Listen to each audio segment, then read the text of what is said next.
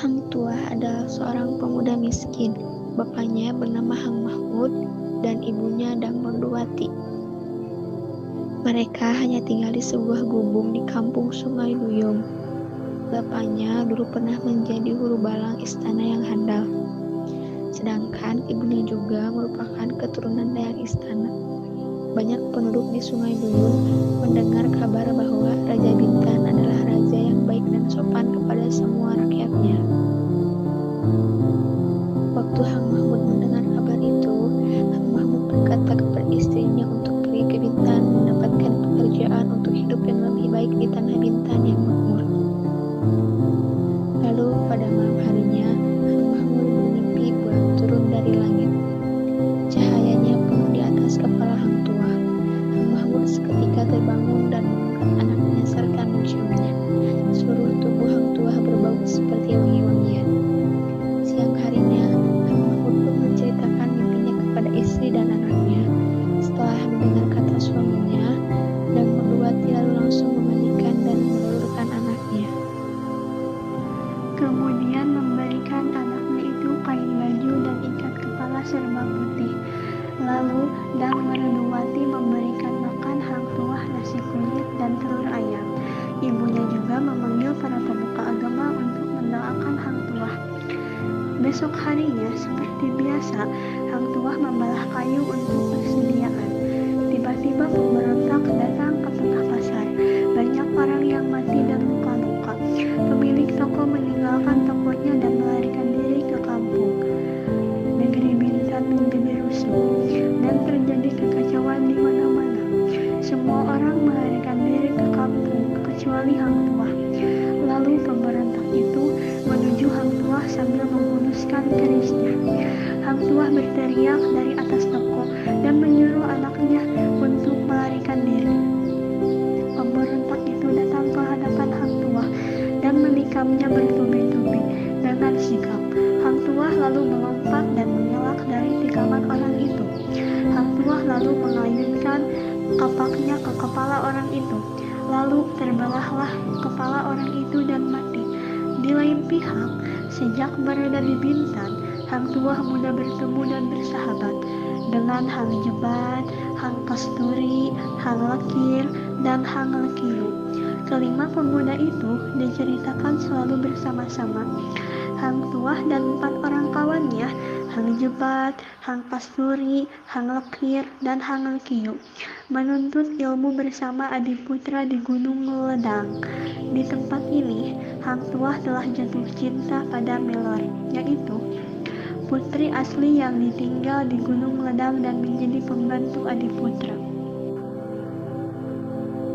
Setelah selesai menuntut ilmu, mereka berlima kembali ke kota Malaka. Pada suatu hari, mereka berhasil menyelamatkan Dato, bendahara dari amukan seseorang yang berbahaya.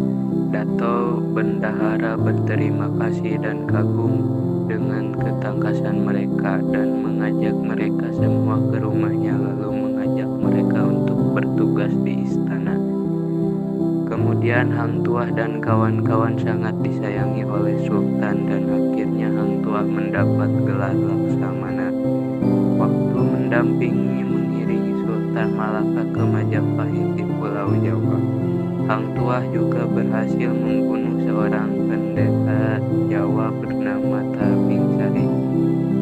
Dalam pertarungan itu, Tarmingsari seorang pendekar yang kebal dari senjata tajam.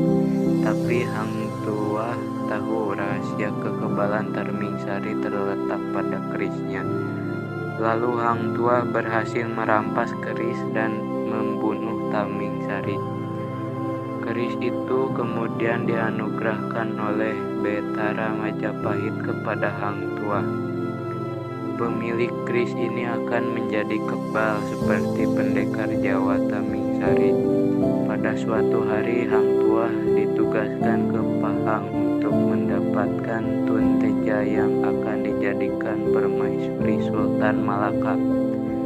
Ketika Hang Tuah ke Pahang, Melor turun dari Gunung Lendang mencari Hang Tuah.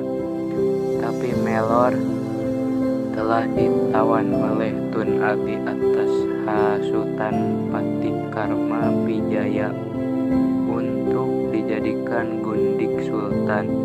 Atas muslihat Tun Ali juga Hang Tuah yang kembali dani. Pohong akhirnya dapat berjumpa Melor. Namun Sultan melihat perbuatan Hang Tuah itu, lalu terjadilah fitnah. Maka Sultan menghukum Melor dan Hang Tuah akan dihukum mati karena dituduh berzina dengan Melor yang telah menjadi gundik Sultan. Tapi kenyataannya hukuman mati tidak dilaksanakan oleh bendahara, tetapi Hang Tuah disembunyikan di sebuah hutan di hulu Melaka. Di lain pihak, Hang Jebat dilantik oleh Sultan menjadi Laksamana, menggantikan Hang Tuah. Lalu keris Tamingsari telah dianugerahkan kepada Hang Jebat yang dulu adalah kawan dekat dengan Hang Tuah. Hang Jebat menyangka Hang Tuah telah meninggal karena hukuman mati yang dijatuhkan oleh Sultan.